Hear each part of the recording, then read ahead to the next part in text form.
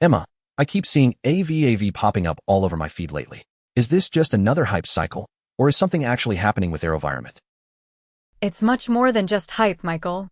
We're looking at a fundamental shift in how modern warfare is being fought, and this company is right at the center of it. That sounds intense.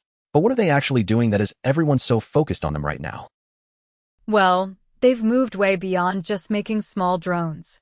They've transformed into a massive defense technology platform covering air, land, sea, space, and even cyber capabilities. The real catalyst here's their explosive growth trajectory. If you look at their revenue, it went from $446 million in fiscal year 2022 to $1.98 billion in fiscal year 2026. Wait, that's a massive jump. How fast is that actually happening? It represents a compound annual growth rate, or CAGR, of 45.1% over that 4-year period. And they aren't just growing organically. They made this huge acquisition of BlueHalo in May 2025 to expand into space and directed energy weapons. Okay, so the top line is exploding. That sounds like a dream for any investor. So why isn't everyone just piling in?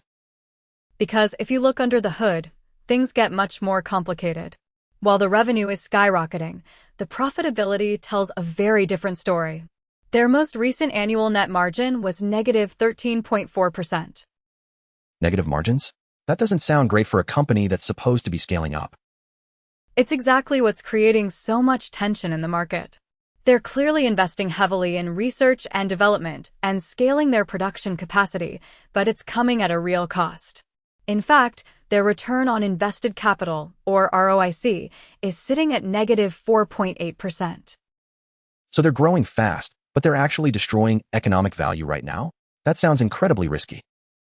It's the ultimate double-edged sword. On one hand, you have this massive market cap of $8.49 billion and a huge moat, because once the military adopts their software ecosystem, it's incredibly hard to switch them out. But on the other hand, there's significant shareholder dilution.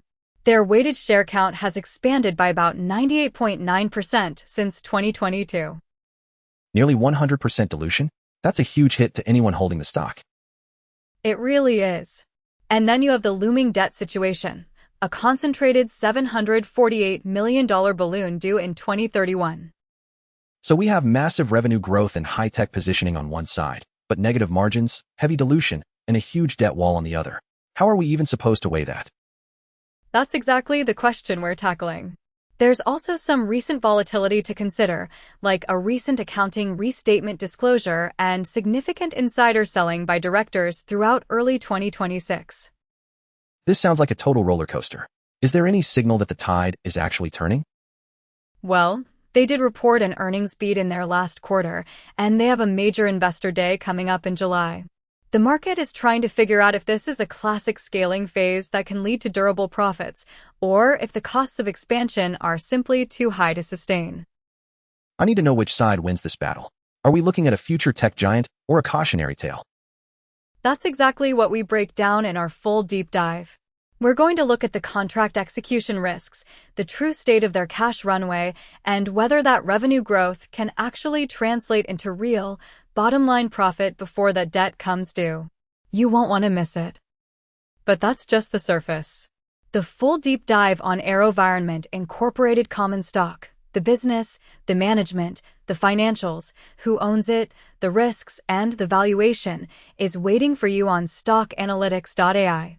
And a quick note, this is an AI-generated analysis for educational purposes only, and nothing here is financial advice.